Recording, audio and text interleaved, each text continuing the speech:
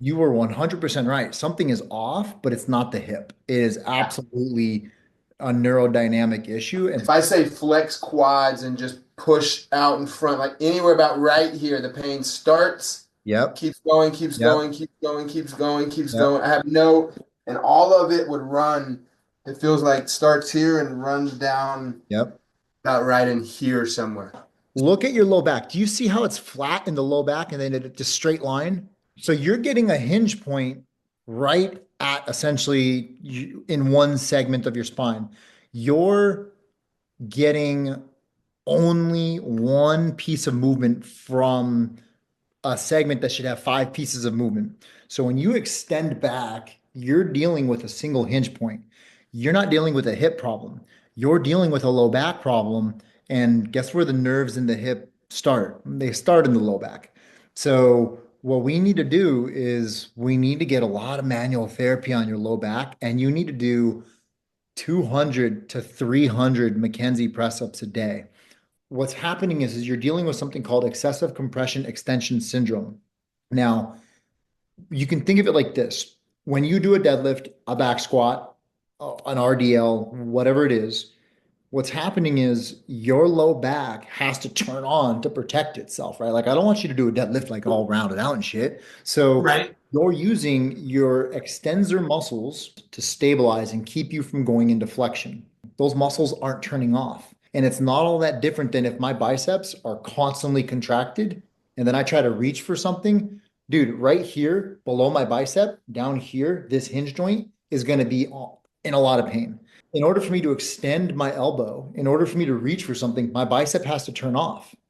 If this doesn't turn off, somewhere else there's going to be a problem. And that's what you're dealing with is we need to turn those muscles off. The way we do that in this case, dry needling is fantastic. If you can get dry needling in the lumbar Right. spine and have them hook it up to an electrode, so it's like a little alligator, looks kind of Mhm. like jumpstart a car battery. They'll send an electric impulse into those tissues that cuts the signal, essentially, layman's terms here, but it cuts the signal from the brain to the tissues. That way, those muscles release tension. Then we do McKenzie press ups. So when you do a press up and you do it properly, you're pushing into extension, and now your brain shuts down that muscle contraction because you're in extension without having to use your extensors. So if you Right. do 200 to 300 McKenzie press ups a day, do 20 or 30 every hour. That's an easy way to think about it. You'll notice within a few days, things feel better. I have a feeling with how busy you are, you're probably also under eating. Cortisol has a Yeah. lot to do with something called substance P, and substance P has a lot to do with pain. If we're dealing with under eating, which results in, as you know, under recovery, which also results in lower testosterone, which also results in nervous system issues that cause pain. Yeah. So, if you can give me a food log from the chronometer over the next few days, I'm more than happy to give you some feedback on that. One of my dudes, he thought he was eating plenty and I upped him on the carbs. And I mean, like, really upped him, took him up to like 450. Within a few Yep. days, he was like, oh my God, dude, I can't believe how good I feel. If we can get you maybe doing a little bit more lateral plane stuff, like banded skater squats into your warm up, you're too strong to be doing side plank clamshells. We need to increase the threshold. Yeah. So, banded skater squats and things like that, I think will be better for you as long as we can get your glute to kind of like get out there. If I stand here and I lift my leg up, you should feel the glute on the left side activate, and you should feel the hip flexor here activate. If I do this on this side, you should feel like this kind of engage. If you don't Yeah. feel this Yeah. lateral engage, you'll have to tell me because that also gives me insight. Like you're probably not getting everything to fire up, and that's more than likely because of the low back. But that's what we can use to see, hey man, I did this, I don't feel it engage. I do my press ups, I get dry needling, now I do it, I feel it engage.